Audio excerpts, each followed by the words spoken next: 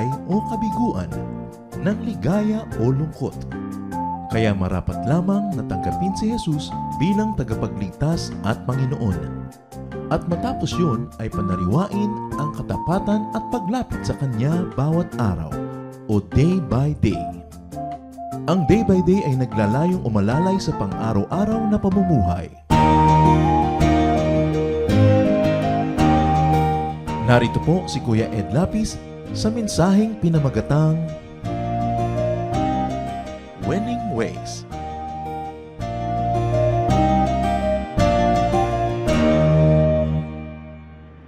In facing many of life's challenges, there are losing ways.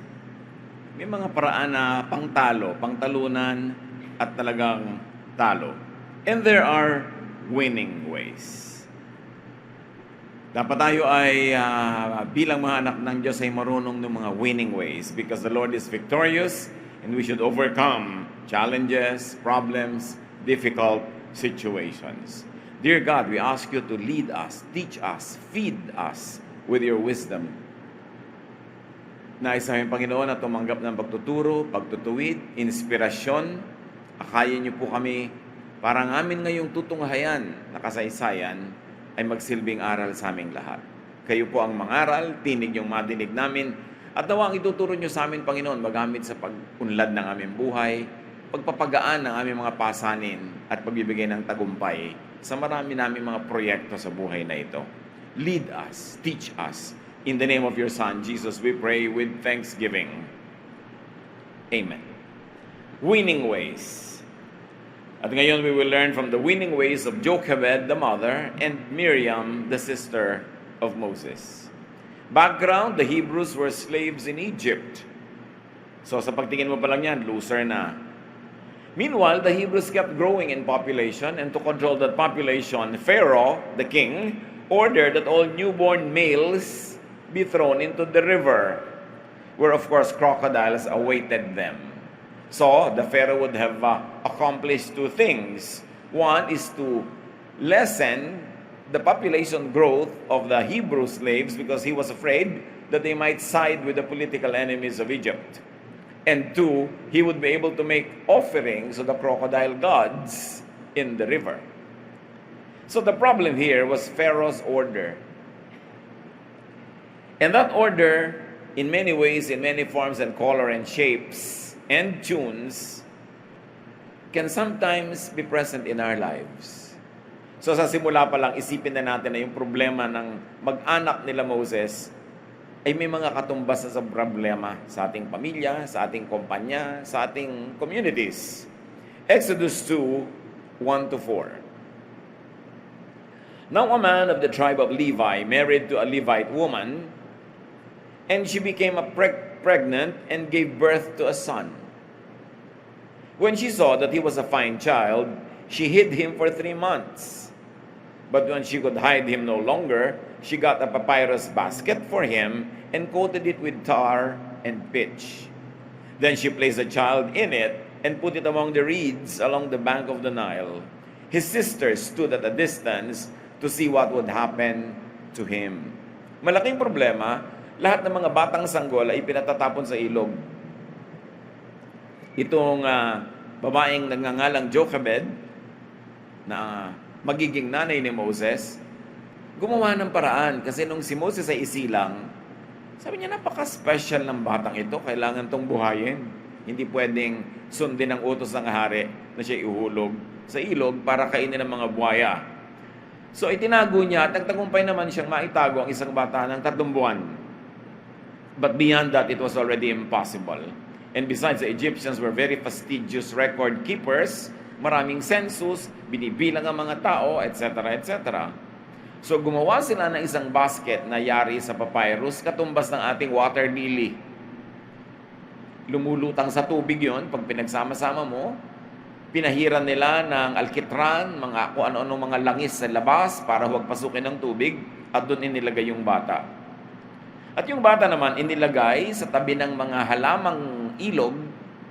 In other words, nakasadlak siya doon, hindi siya inaagos-agos at tinatangay-tangay habang binantayan ng kanyang ate na si Miriam kung ano ang susunod na mangyayari. Kung nasa isip ninyo yung Ten Commandments ni Cecil B. DeMille, makabubuting burahin nyo kasi hindi biblical. Hollywood yung kwento. Dramatic pero hindi biblical. Ang totoo, mas dramatic pa nga yung biblical account of the story. Doon kasi sa movie, kung nakita nyo na yan, ipinaanod at dinala ng agos ng ilog yung basket at isinadlak sa isang lugar. No, inilagay nila, they planted that basket in a very specific spot. And Miriam, who placed the basket there, stayed there to watch what would happen next. So there was a problem. The problem was there was a son, not a daughter. And sons were destined to die in that moment of history. And the problem was also how to keep the boy alive. Maraming mga pamilya, kahit sa ating bansa, problema nila is how to keep their children alive. Not because some pharaoh orders them to be thrown in the river, but because of many other reasons. Kuminsan poverty, kuminsan unwed pala yung mother, pinoproblema niya kung paano niya didispatchahin itong batang ito.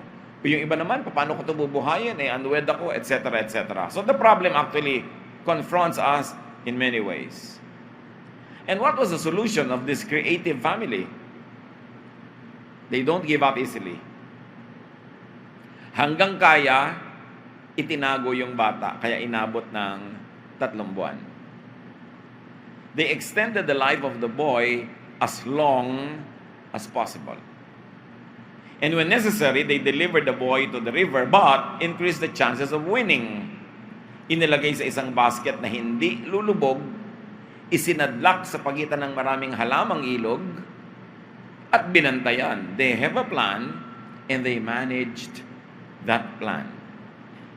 Hindi nila kesera-sera, what will be, will be.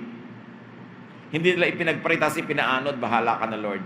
Ginawa nila ang what is humanly possible to keep the baby afloat in the river for as long as possible. Counterpart of what they did to hide him as long as possible. You know, when life is threatened, the immediate thing is to just continue to extend that life. Day by day, moment by moment, minute by minute, but extend it. And that's what they did. What happens next is better than any Hollywood plot. Exodus 2:5-6. Then Pharaoh's daughter went down to the Nile to bathe, and her attendants were walking along the riverbank. She saw the basket among the reeds and sent her female slave to get it. She opened it and saw the baby. He was crying, and she felt sorry for him. This is one of the Hebrew babies, she said. This could have been the exact plan. This family knew what to do. It was not an accident. Miriam planted the basket exactly in the spot where they knew the princess comes to bathe. It was meant to be discovered by the princess herself. So they did what was humanly possible, and then God did what was next, to touch the heart of the princess. So she ordered one of her maids to get the basket and open it, and when she saw the baby there, she felt sorry for him. Sabi niya, isa ito sa mga biktima ng decree ng tatay ko. Napatayin ang mga batang ito. So, the family must have had prior knowledge about the princess's habits. Meron silang prior knowledge and intelligence on the topography of the river, on the exact spot where it would be safe from crocodiles, precisely because that's where the princess bathes. So it must be safe from crocodiles. And so that was where the baby was delivered. So, kumagat ang plano, nakita ng prinsesa ang bata at naawa at nadidinig ni Miriam ang awa na ipinahayag ng babaeng ito. Exodus 2:7. Then his sister asked Pharaoh's daughter, "Shall I go and get one of the Hebrew women to nurse the baby for you?" One of the most aggressive selling propositions you'd hear. At kayo na mga nasa sales, alam nyo yon. Hindi pa umu-order, itatanong mo na, kailan ko po i-deliver? Naks. Para talagang Kung ide-deliver na ang pinag-uusapan, hindi, o-order po ba kayo? No salesperson asks that. Kasi binibigyan mo ng option yung tao to say, no, I will not order. Hindi itinatanong, ang tanong agad, kailan po ako magde-deliver? Ilan po ang ide-deliver ko? Anong kulay ang gusto nyo? Ganun agad. Para lundagan nyo na yung question na, bibili ba siya or not? Pagkakita ni Miriam, she seized the moment, sumulpot siya mula sa kawalan, at sabi niya agad sa prinsesa, susundo po ba ako ng isang babaeng Hebrew para maging yaya ng bata at siyang mag-alaga imbes kayo? A most timely approach. A bold proposition. But it was easy to say yes to. Why? Sabi niya, shall I go? Shall I get a nurse for the baby to take care for you? Ang ganda ng selling proposition. Ako ang tatakbo, ako ang kukuha ng yaya para maligtas ka sa pag-aalaga at pag-iisip ko sino pang pag-aalagain mo dyan. Ako na lang ang hahanap at pag may nag-alaga na, aalagaan niya para sa'yo. Ang totoo nun, ipinaampon na niya agad yung bata sa prinsesa. Inassume niya na naaawa ka, therefore bubuhayin mo yan. Pag binuhay mo yan, sino mag-aalaga? Huwag mo nang problemahin yun. Baka mamaya itapon mo patuloy uli eh. Ako na lang problema, ako nga hanap, ako magre-recruit at aalagaan para sa iyo. Exodus 2:8, yes, go. She answered. Kita niyo result? It works. And now the problem used to be Pharaoh's command. Now the answer is Pharaoh's daughter's command. It was an answer to the problem coming from the same household, from the same seat of power. Sabi niya, sige, sumundo ka ng yaya agad-agad. Exodus 2:8-10. So, the girl went and got the baby's mother. Pharaoh's daughter said to her, take this baby and nurse him for me, and I will pay you. Nag-e-echo pa yon. So the woman took the baby and nursed him. When the child grew older, she took him to Pharaoh's daughter, and he became her son. Mas maganda yan kaysa doon sa Cecil B. DeMille plot. Ba't nila iniba pa eh? So, dali-daling umuwi ang bata, handang-handa naman yung nanay, nakagayak na siya. Walang sinayang na sandali, baka magbago pa ang isip ng prinsesa. Kaladkad ngayon yung babae. Eto na po, may nakuha na akong yaya. So, sabi ng prinsesa sa kanya, alagaan mo tong batang ito. Ano ganon? Babayaran kita. Nabayaran pa siya. No? Una, hindi na nawala yung anak niya, hindi napunta sa iba, sa kanya rin napunta, binabayaran pa siya habang inaalagaan niya. At pag lumaki na, for the boy to reach the legal age where he could be adopted, he would be returned to the princess. He would become Prince of Egypt. So the problem son is no longer a problem. And how to keep the boy alive, both of them are not problems anymore. May bonuses pa. No more hiding. Kasi ang prinsesa ang nagsabing alagaan ito, may bayad pa. Raising her own son not only saved his life, but became a livelihood. She was suddenly in City Hall's payroll. Kaya lang, hindi naman siya ghost employee. Talagang hinar siya at nagtatrabaho siya. The son becomes a prince. A disadvantage is turned into an advantage, and a problem is turned into an opportunity. Ano ang lessons on winning from Mommy J and Sister M? Don't give up too easily. Now, I want you to think of your own problems now. Anong problema nyo? Anong bata ang nanganganib ang buhay? Kaya bata ba yon, bagay o anuman? Profesyon ba? Trabaho ba yan? Relasyon? Laging may nanganganib ang buhay eh.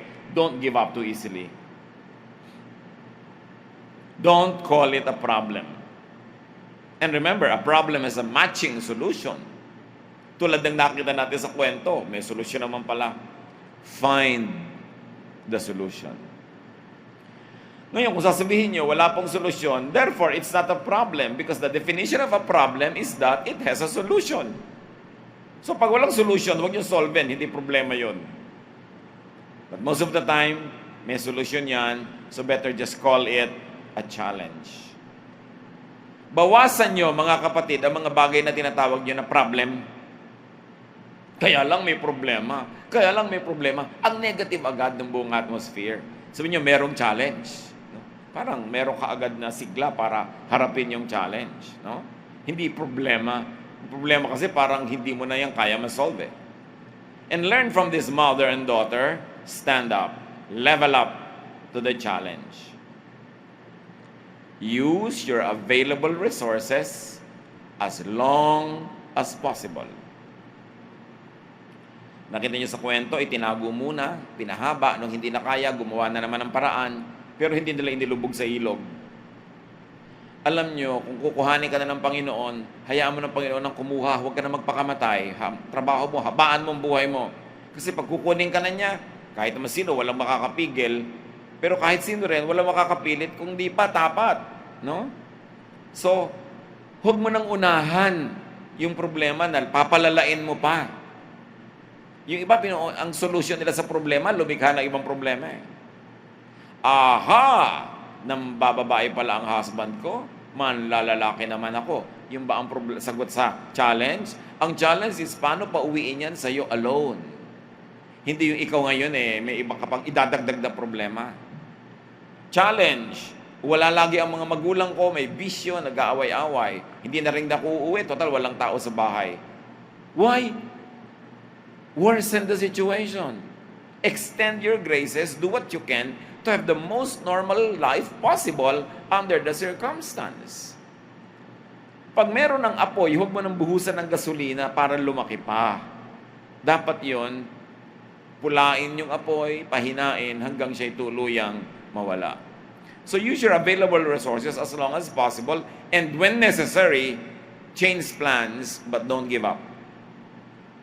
Nakita niyo sa kwento, una itinago nila pero hindi na pwede. So change plans. Same goal, to keep him alive. Pero paano naman ngayon? Change plans. So deliver the boy to the river, but increase chances of winning. Hindi nila ipinasa kapalaran yung bata.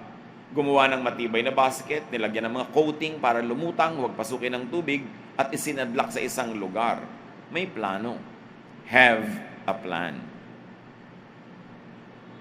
As we always like to say, those who fail to plan, plan to fail. Kaya dapat may plano ka. Paano ko sosolve ng challenge na ito? Anong mga resources ko? Anong pwede kong gawin? Anong pwede kong ilabas dahil meron ako, anong pwede kong hiramin? Ano pang resources ko? Creativity? People around me who can help? And then you manage the plan. Bantayan. Tulad ni Miriam, nakabantay, nakaabang sa anumang possible opening for her plan to happen. But it's important, brothers and sisters, if you would have winning ways, is to have prior and ready knowledge. And in military parlance, is called intelligence. Kailangan alam mo, kilala mo ang kaaway, alam mo kung anong lakas ng kaaway, sukat mo kung anong merong kang lakas, anong pwede mong gawin para tama ang iyong magawa. Hindi aksidente ang magtagumpay. Yan ay pinaplano, ginagawa, tinatrabaho, at tinitibayan ng loob. Pero dito, may isang napaka-importanting element of winning ways. And that is get help from the most effective agent. In this case, the princess. Who can overturn the command of the Pharaoh but his very own daughter? Who can afford to keep a baby alive in spite of this very unfriendly climate? Except somebody from the royal family. So always identify who or what can help you. And then how do you get help? Offer to potential helpers a most attractive proposition. Nakita niyo yung in-offer ni Miriam? It was easy to say yes to. It was easy. Why? Because it was convenient for the other. Pag kailangan nyo ng tulong ng isang tao, ng isang grupo, make it convenient for them, not for you. Sabi niya, I go, I get, and it is beneficial to the other person.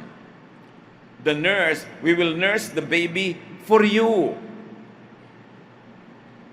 At hindi niya agad sinabing, ihahanap ko ng yaya, sweldohan nyo. Diba? Ganito, ganyan. Papahirapin mo yung pag-yes yung tao. Pinadali niya agad. Alam niyo kung bakit maraming tao hindi nagtatagumpay? Kasi hindi sila nakakakuha ng tulong. Bakit hindi sila nakakakuha ng tulong? Kasi ang ginagawa nila is what they should not do. Lagi agad ang opening remarks nila, help me. Help me. Tulungan mo ako. Kailangan ko ng tulong mo. Pwede mo ba akong tulungan? Pag nadinig ng mga tao yan, 99% nagsasara ng tenga, lumalayo, allergic ang mga tao doon sa laging, pwede mo ba akong tulungan? May problema ako. Baka nanay mo lang o tatay at mga close friends yung willing makinig. And yet, kung nakakatatlo ka na, baka pagsawaan ka na rin ng kaibigan, ng mga tumutulong. Maraming tao, hindi nila makuha sa haba ng buhay nila what winning ways are. And don't open with, help me, give me. Yung give me. Sino may sabing gusto kang bigyan ng tao? Sino may sabing gusto niya na yung inipon niya, pinaghirapan niya, ibigay sa'yo? At saka yung laging, do it for me. Yung iba, interview mo sa trabaho, why are you applying for this position? Yung nagpapakyot ng mga new graduates, o yung nakakasampung application na hindi pa matanggap, ito usually ang sagot, I like to learn from your very, very big company. You know, I like to experience very good things with your company, and blah, blah, blah. Ha? Gusto mong i-hire kita para you will learn?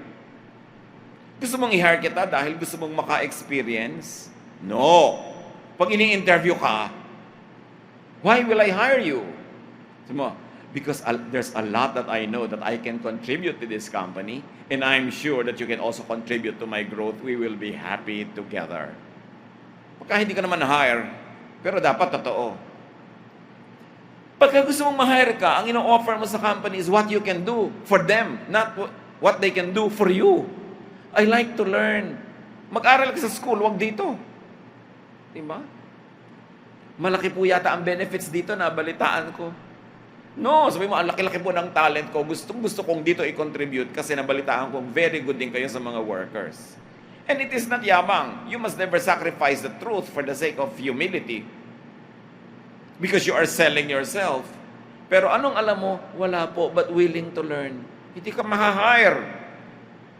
Anong posisyon na ina-applyan mo? Any. Ano yan? Slam book? Favorite dish? Any. Any? Ibig mo sabihin, wala kang specialization kahit sa kailagay. Gusto mong pagbilangin kita ng buhangin sa beach resort na ito? Kaya mo ba yun? We'll try. Losers. Merong mga losing ways. Sa simula pa lang, alam mo, hindi magtatagumpay itong taong ito. Liba na lang magpalit siya ng style. So, remember, you want people to help you. And remember this, one secret of the universe. You always need people's help to succeed. Nobody succeeds without people's help. And another secret of the universe, people help only those people that they like. So pag hindi ka like ng mga tao, hindi ka nila tutulungan. Pag hindi ka nila tutulungan, hindi ka magsasucceed. So the goal is to be liked first. And for that to happen, give, not take. Everyone loves a giver. Winning way yan, to give. Kaya sinabi sa Bible, it is more blessed to give than to receive. Because the blessing of the giver is, maraming matutuwa sa kanya, bibigyan din siya. Magiging blessing yon.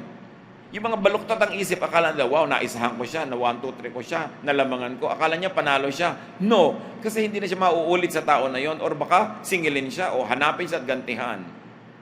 That's why it is always good to give. Pag may good client ka, huwag mong patayin. Buhayin mo siya. Pag may puno na namumunga, lalo mong alagaan, huwag mong iabuso. Do not kill the goose that lays the golden egg. Dapat marunong kang hindi one time, big time na isahan mo yung tao, kumita ka ng malaki.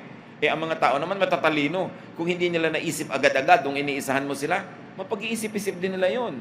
Hindi ka na makakaasa ng anumang tulong mula sa kanila. So give not take, or at least give first before taking. That's how it works. For the best and sustainable relationship with people is to give and take and give. Whenever you can, as long as you can, be the most recent giver, not the most recent recipient. Tuwing kaya mo, liba na lang hinang-hina ka, may sakit, may karamdaman, o may malaking suliranin, ikaw dapat ang magbigay. At ang last performance mo is a performance of giving, not of receiving. When you position yourself that way, you will be able to solve many of your problems, surmount many of your challenges, and even end up winning because people will love to help you. People love givers and helpers. That's the truth in life. You succeed mainly because people help you. Of course, God helps us. Hindi naman yan ang pinag-uusapan natin ngayon. Yung human level ang pinag-uusapan natin. Nandyan yung Diyos, hindi yan nawawala sa equation. But on the human level, people help those they like. So ang tanong, likable ka ba? Kung ang laging linya mo ay, give me, help me, I have a problem, do you think anybody will like you? Pagsasawaan ka. Tulungan ka minsan, mamaya may problema ka na naman, tutulungan ka ulit, nagkakaroon ng donor fatigue. Pinagsasawaan din. Kasi ang tao naman walang bottomless resources. Limited din. Bibigyan ka ng konti. Tapos pag nakita ka ulit, hindi ka pa rin nakakabangon, bibigyan ka na naman. So yung konting natira niya, itutulong ulit sa'yo. Sa pangatlong beses, dadong ka na naman, may kailangan ka na naman, iwasan ka na. Huwag ka magtampo. Natural lang yon. People will want to preserve what they have to keep themselves alive. People don't work hard to be able to give you something when you ask, except our parents, and probably a few people who love us very much. Walang tampo-tampo. Kaya kung minsan nagkasakit ka, may tutulong sa'yo, pero naman, 9 na buwan ka na sa ospital, ano? Nakatatlong balik na yung mga dumadalaw, andong ka pa, talagang mauubusan sila ng kakayahan para tumulong. Hindi ka dapat magtampo. Ang haba naman kasi ng pagkakasakit mo. Wala ka pang naitanim na mabuti. Wala kang nagawang mabuti, tas aasahan mo, tutulungan ka ng tao. Kaya maraming hindi nagtatagumpay, hindi sila marunong magtanim. Sa mga panahon na kaya nila magtanim. Mga kapatid, basta kaya nyo magtanim, magtanim kayo. Kaya nyo magbigay, kayo yung magbigay. Dumarating yung panahon na kuminsan, ikaw talaga mangangailangan, at least marami kang tanim. Hindi lang na-o-obligay yung taong tumulong sa'yo, willing. At kung humaba yung panahon ng pangangailangan mo, pwede mong habaan ang oras ng panghihingi, willing pa rin. Kasi mahal ka. Kasi love ka. Kasi like ka nila. So, importante, people like and love people who make their lives easier, nicer, better. Magbabakasyon ka sa bahay ng may bahay, tas para kang prinsesang nakaupo sa tasa, hindi ka naman kasoy. Ang tamad-tamad mo, ang takaw-takaw mo, yung pinaghigaan mo lang, hindi mo maligpit. Gagamit ka ng banyo, naging pusali, paglabas mo, nabasa lahat. Sa palagay mo, maimbita ka pa uli. Tapos darating ka, mamamasyal ka, pagdating mo, gutom na ako, anong ulam? Wala ka man lang dala, hindi ka man lang dumaan sa palengke o supermarket. O may dala akong ulam para sa ating lahat. Tandaan nyo yan. Nagugustuhan ka ng tao. Pag ang presensya mo sa buhay nila, nagpapadali, nagpapaganda, at nagpapaunlad sa kanila. Ganun lang talaga yun. Kaya kung dumarating yung panahon na wala kang kapera-pera, nakikitira ka, dapat ang sipag mo. Pinag-aaral ka ng kung sino, dapat ang bait-bait mo, hindi lang sa high grades. Humahanap ka ng paraan, hugasan mo yung kotse niya, linisin mo yung bahay niya. Siguradong hindi pa nag-enrollment ulit. Tinatanong ka na naman, magkano kailangan mo next-enrollment? Pero kung yung pagmamukha mo, makikita lang niya tuwing may babayaran kang kailangan, pagsasawaan ka. Di ka magtatagumpay sa buhay. So, do you brighten up a room just by entering it? Do you beautify life just by being there? Or are we a burden? Pagsasawaan at pagsasawaan ka nun. At pag dumating yung malaking chance, opportunity, walang tutulong sa'yo, then it passes you by. Hindi mo napansin, tumanda ka na, malapit ka nang gumraduate at tawagin ng hukay. Wala pang nangyari sa buhay mo. Kasi walang willing tumulong. Be that blessing to people, and they will help you solve your problems, overcome your challenges, and succeed. How else? What are the winning ways of this mother and daughter tandem? Get bonuses. Get paid. And get paid well. Bakit may mga tao na kumikita ng ang laki-laki sa buhay nila at maraming tao all their lives nakuha na sa pagtatrabaho ang liit-liit ng kita? Hindi na natapos hulugan ng payong kasi bago masira, bago mabayaran, sira na uli. Kukuha na naman ng hulugan. Nakatali habang buhay sa pagkaliit-liit na budget, hindi naman tamad. Trabaho ng trabaho. Because they get paid, yes, but they don't get paid well. How do you get paid well? You get paid well when you have knowledge. Kailangan may specialization ka. Yung I like to apply for any position that's vacant in your company. Will anybody be interested with you? Tapos yung application form mo pa, napakatamad mo. To whom it may concern. Alam niyo yung mga letter na, Dear Sir, Ma'am, hindi mo walang pinili kung anong kasarian ko? Sir/Ma'am, ba't ko babasahin ang sulat mo when you don't even care to address it to me? There are losing ways and there are winning ways. Sulat, hihingi ng donation, 3 pages. Do you think I have all the time in the world to spend reading your long letter? Why don't you go direct to the point? Tell me how I can help so I can decide immediately after 3 sentences if I like to help or not. But if you waste my time, you lose my interest. There are winning ways and there are losing ways. So you get paid well when you have knowledge. Therefore, specialize in something. Bawat isang tao binigyan ng Diyos ng special talent. Now let me tell you a secret of the universe. You become rich when you make a livelihood out of your special talent. Because in that department, you can become a star. You can rise because you're gifted. Pero when you take any available job, tagabilang halimbawa ng munggo sa palengke, hindi masamang trabaho, pero hindi ka aangat sa buhay. Liban na lang, ang talent mo, ang bilis mo magbilang ng munggo, pag ginanong mo isang kaban, bilang mo ng ilang piraso. Dapat, ang trabahong kinukuha mo, yung bagay sa talent mo, hindi yung kung ano lang available. And that is the case of more than 80% of the people on the planet. Because they don't look into themselves and see what giftedness they have. How the Lord has gifted them powerfully. O look at Manny Pacquiao, paano siya nag-rise to that? Diba, dati naglilinis-linis ng mga bote, nagtitinda ng mga bulaklak, kung ano-ano. Hindi naman yun ang special talent niya, boxing pala.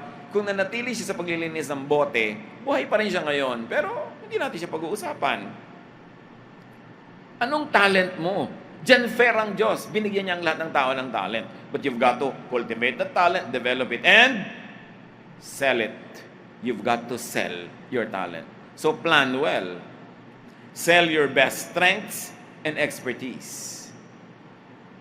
Kinukuha ka halimbawa ng isang employer, o dito ka, pwede ka maging receptionist. Ang talent ko po maging treasurer. Ang galing-galing ko pong mag-budget at paghawak ng cash. Papatulayan ko sa inyo, itong mga record ko, ganon. Nung pumasok ako sa ganitong company, nakat ko ang kanilang unnecessary expenses. Dapat back up mo by support. Pag kine-claim mo na maghusay ka, hindi nasa hangin yung imagination mo. Merong support. Maha-hire ka. Pero any vacant position, may stuck ka dyan all your life. Sayang yung talent mo when you are in the wrong place. And you will not make a lot of money, you will not make a lot of profit. Kahit sa halaman, pag itinanim mo sa maling lupa, hindi siya masyadong mamumunga. Dapat nasa tamang lupa. So don't look for vacancies if you like to be an employee. Create your own job, your work, or position. May mga empleyado, nakikita nila yung takbo ng kumpanya nila, tapos papasok doon sa may-ari o doon sa manager, sabi niya, meron akong idea how to solve this kind of problem of our company, and I think I can do it if you'll give me the chance. Transfer me to that position or create that position for me and wait for results. Then mabubunot ka sa kinakalagyan mo na hindi mo naman na-enjoy. You don't have to work hard. You can work smart and work hard. But hard work alone will not guarantee that you'll be lifted up of poverty. Ang daming hardworking na hindi umaasenso because they're working hard in the wrong jobs, doing the wrong things, neglecting their best effort. So you must sell your best strength. Kung halimbawa, merong isang tanghalan, tagalinis ka ng banyo, which is a very honorable work, pero ang galing-galing mo palang mag-perform, di mag-apply ka. Sabi mo, alam nyo, pwede pa akong kumanta, pwede pa akong magganito. Aasenso ka. Huwag niyong hintayin na alokin kayo. Hindi yun mangyayari. At marami mga empleyado sumasama ang loob sa kanilang office, nagtrabaho sila 20, 30 years, hindi sila umasenso, ang liit-liit ng increase. Huwag niyong hintayin na yung inyong mga manager mag-iisip, paano ko kaya mapapaligaya ang si employee 1, si employee 2? No, they are not thinking of you. So, you think of yourself and go to them. You say, 10 years na ako sa trabaho na to, na-master ko na, and I think I'm ready for another position. I'm ready to contribute more to this company because of my experience. Pero yung kikimikimi ka, hinihintay mo mapansin ka, tapunan ng pagtingin, hindi yan mangyayari. You have to be more aggressive. Tingnan mo sila Miriam, hindi nila hinintay na pumunta yung prinsesa sa bahay nila. Tapos, ay, may bata pala dito. Kawawa naman. Bakit hindi nyo alagaan at babayaran ko kayo? Hindi yon. Some people say, strike the iron while it's hot. But it's very seldom that the iron is hot enough to be struck and to be shaped into what you want. What do you do when the iron is not hot? Therefore, you cannot strike it. Well, strike it till it becomes hot. Ordinary people say, strike the iron while it's hot. Special people say, I'll make it hot by striking. Create your situation. Take charge of your life. So create your job and job opportunities. Do not fit into qualifications.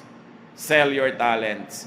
Kasi titingnan mo, pag nag-a-apply ka, anong qualification nire-require nila? Pipilitin mo yung mag-swak sa qualification na yon. I-rewrite mo pa yung biodata mo. You can say, these qualifications are not mine, but may I offer you my qualifications that you did not seem to remember to look for, but I believe can help you? Then offer it. Huwag mong antayin na ikaw yung maalala. Yung isang past president natin, kauupo pa lang sa Malacanang, may isang dumating sa kanyang babae. Sabi niya, I'd like you to consider my credentials because I think I can help your government if you made me secretary of this. Tinignan, naging secretary of that siya. Inantay ba niya na siya pansinin? No. Be proactive. And then, when you are given an opportunity, sabi, sige, susweldohan ko kayo. Palakihin itong bata. Raise a prince. Make an excellent product. Na nung ibinalik nila sa prinsesa, ready to become prince, yung bata. Like Moses, that same product will in turn help you. Remember, your product is your best biodata. It is your best business card. Kung minsan may makikita ka na bagong gawang kung ano, sino gumawa nito? Hahanapin mo kasi ang ganda ng gawa. May natikmang kang pagkain, sino nagluto nito? Ang husay. Bahala ko magtayo ng specialty restaurant, baka pwedeng siya yung chef. Lahat ng ginagawa natin, dapat quality dahil laging may nakakakita niya na potential market mo. Huwag kang, pwede na yan. Kasi ganoon din ang mangyayari sa buhay mo, pwede na yan. Alisin mo yung pwede na yan. Ganyan lang talaga ang buhay. Burahin yan sa bokabularyo. Dapat, sasabihin mo, dapat hindi ganyan ang buhay. Babaguhin ko yan. Hindi yung ganyan lang talaga ang buhay. Pwede na to. Ay, wala tayong magagawa. Losers ang nagsasabi niyan. So, alisin nyo yan sa vocabulary. Ang mga anak ng Diyos, dapat winners. Not winners against other people, but winner against your own self, your own weakness, your own possible destructive tendencies. So what is your problem now? First, call it a challenge. Learn from Jochebed and Miriam. Have a plan. Manage and execute it. Make it attractive for people to help you by giving back to them. A person who gives is a very attractive person. That is why it is more blessed to give than to receive. Dahil sabi rin sa Bible, give and it will be given you. Kaya blessing. When you give, it's given to you. And besides, even if it's not given back to you, the moment that you gave, ibig sabihin you already previously received because you have something to give. Givers are recipients first. That's why it's only but natural and expected that you give also so that the giving cycle will continue. So givers are recipients first, then they become recipients again because they give. Winning ways. Sabi ni Lord, I want you to have a full life. I came that you might have a full life. But you cannot have a full life if you're a loser, or a loser for long, or a loser for life. Win. Develop a lifelong network of supporters and helpers by first being a supporter and a helper yourself. Yung iba nagpupundar ng account sa bangko, good. Nagpupundar ng mga savings, good. Pero magpundar kayo ng mga friends. People that you help. People that you really genuinely care about, because these are the same people who will help you and care about you in your moment of need. Pag wala kang naipupundar na friend, baka ni walang makipaglibing sa'yo. Madaling makita yan sa mga lamay, sa mga libingan. Sabi niyo ba, ay bakit sasampu lang ang dumating? Walang katao-tao, siguro masama o gali. Chinichismis ka pa bangkay ka na nga. Pero pag ang daming tao, wow, siguro ang bait ng taong ito, ang daming tinulungan, ang daming pinaligaya, kaya ayan, marami tuloy nagluluksa. Malalaman at malalaman. Magpundar. Yung magkaroon ka ng mga kakampi, mga alyado, mga nagmamahal sa iyo, nakikipagmahalan ka, winner ka nun. Kaya winner ang tao na active sa church. Marami ka laging kasama, karamay. Although nadadami ka rin sa problema nila, ganun talaga. Alam nga naman puro ka take. Siyempre, give, take, give. Ganun ang buhay. Inhale, exhale. That is how to live. God does not want us to be losers. Ayaw lang Diyos maging karaniwan lang ang mga tao. Lahat special. But for you to shine, be in the right place. Take your correct place, and you will shine. Don't settle for anything less than that. Huwag mo sabihin ganyan talaga yan, wala tayong magagawa. Because sabi, I can do all things through Christ who gives me strength. And Christ likes you to be a winner. Dear God, we thank you for this wonderful story of Jochebed the mother and Miriam the sister.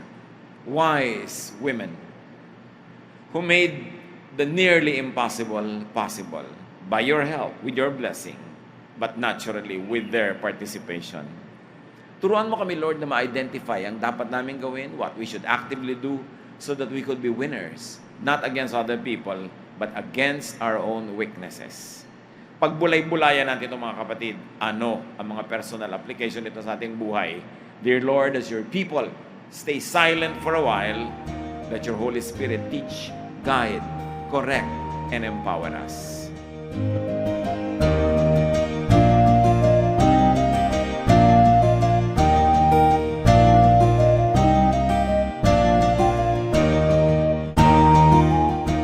Ang katatapos pong mensahe ni Kuya Ed Lapis ay pinamagatang Winning Ways.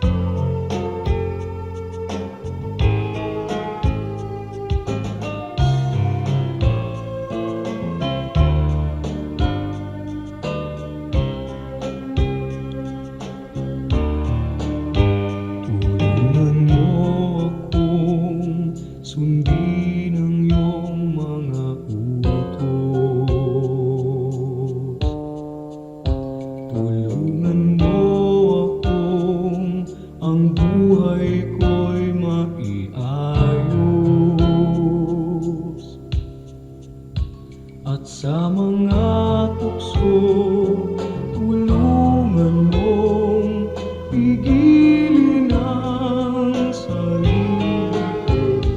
Tulungan mo akong maging tapat sa'yo. Pagpipigil sa sarili, pagpipigil sa sarili. Kung nalulungkot at nalulumbay, magtiis at maghintay. Pagpipigil sa sarili, pagpipigil sa sarili. Ang ituro mo sa buhay ko, Jesus.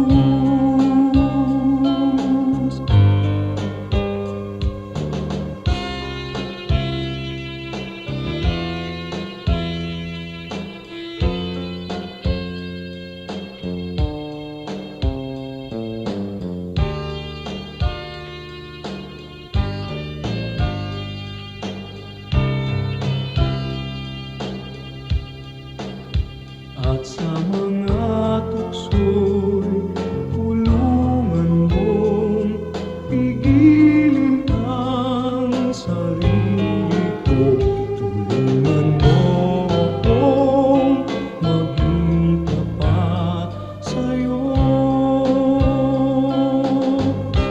Pagpipigil sa sarili, pagpipigil sa sarili. Kung nalulungkot at nalulumbay, magtiis at maghintay. Pagpipigil sa sarili, pagpipigil sa sarili. Ang ituro mo sa buhay ko, Jesus.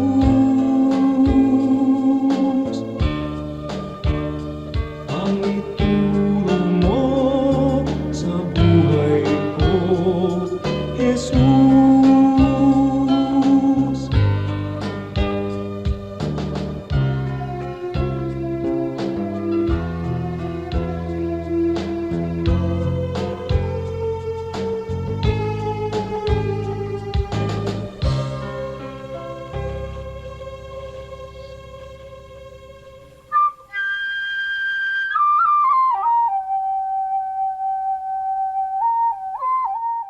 Napakasarap pong pag-usapan at itampok ang mga hiyas ng ating bayan, at ngayon po ang ating itatampok na hiyas ay isang kasabihan.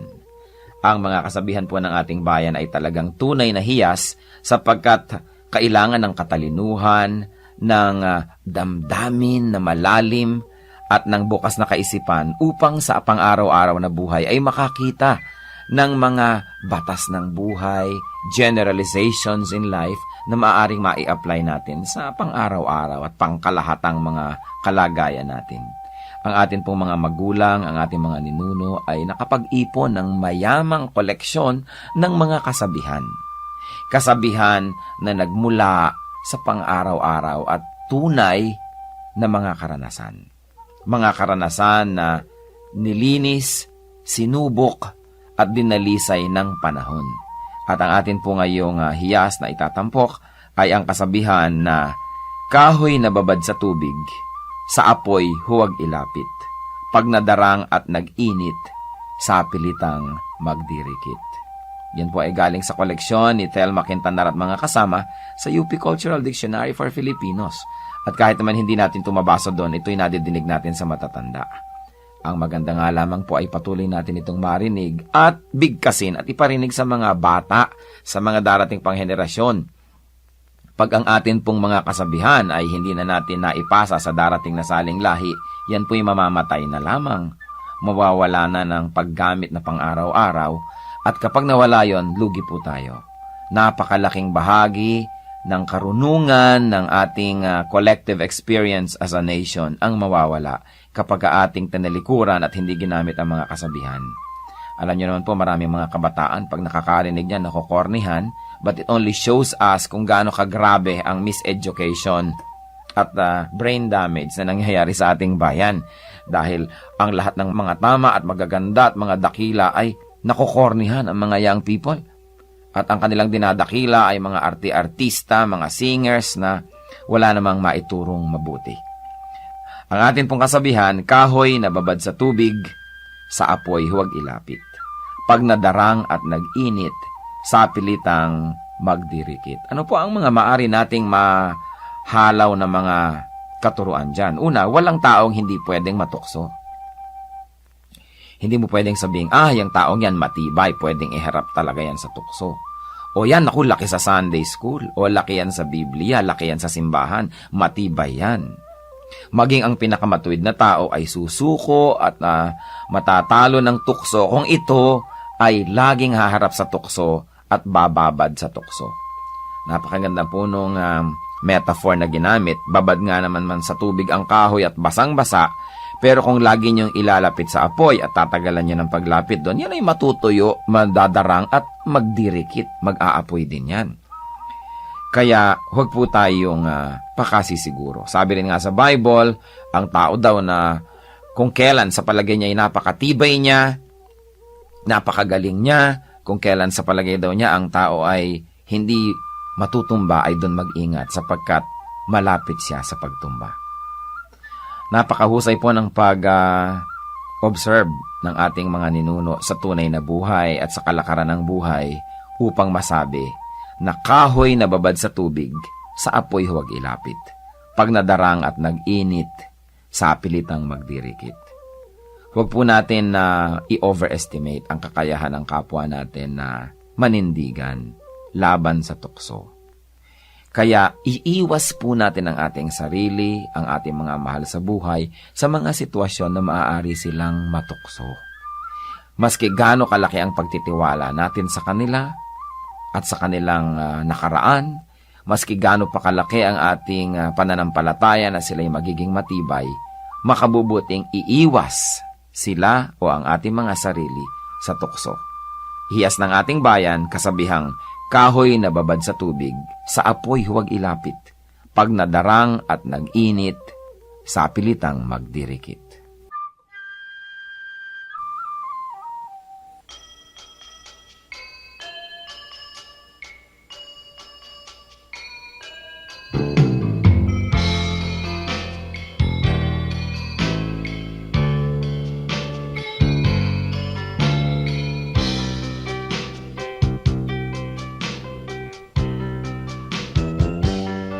Nais kong mamasdan ang ngiti sa bawat labi, kagalakan ay maghari kailanman. Nais kong marinig itong awit ng pag-ibig, kabutihan at kapayapaan man. Nang matutunan kong pigilin ang sarili kong minsan, puso ay bigyan ng kahinahunan. Ang katapatan ko nawa sa'yo'y hindi manihimlay, mapagtiis na puso, kabaitan ang taglay. Bunga ng Espiritu, mayroon ka ba sa buhay mo ang kinakailangan na ipakita ng Kristiyanong tunay? Bunga ng Espiritu, kung wala sa buhay mo, kay Jesus tanggapin mo. Bunga ng Espiritu.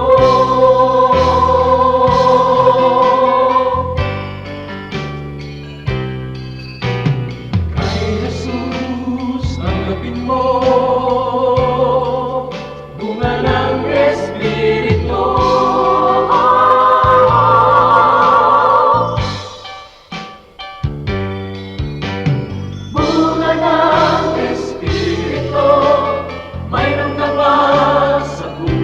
buhay mo ang kinakailangan na ipakita ng Kristiyanong tunay, bunga ng Espiritu. Kung wala sa buhay mo, kay Jesus tanggapin mo, bunga ng Espiritu.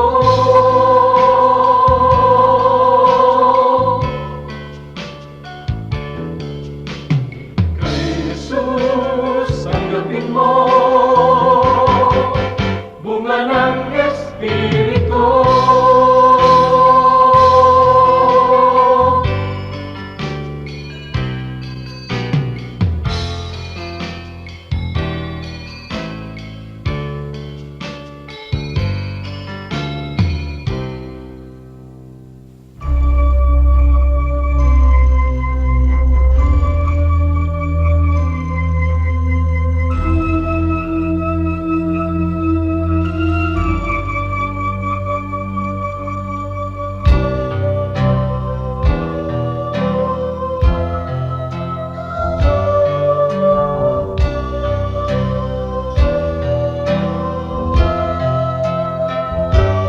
Bakit labis na pag-ibig ang nais kong ibigay?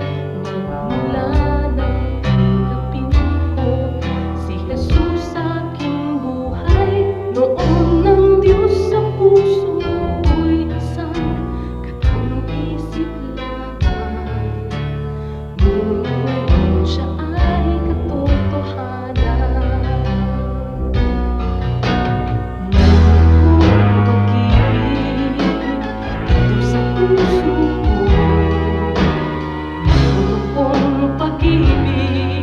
Nais kong ibahagi lagi sa inyo. Mayroon akong pag-ibig na hindi mamamatay. Mayroon akong pag-ibig, ito ay panghabang buhay. Labis-labis na pag-ibig kung sa'yo'y naghihintay. Pag sa puso'y tanggapin mo si Jesus na siyang buhay. Noon ng Diyos sa puso'y isang katang-isip lamang. Ngunit ngayon siya ay katotohanan. Mayroon akong pag-ibig dito sa puso ko. Mayroon akong pag-ibig, nais kong ibahagi lagi sa inyo. Mayroon akong pag-ibig na hindi mamamatay. Mayroon akong pag-ibig, ito ay panghabang buhay. Mayroon akong pag-ibig, ito ay panghabang buhay. Mayroon akong pag-ibig, ito ay panghabang buhay.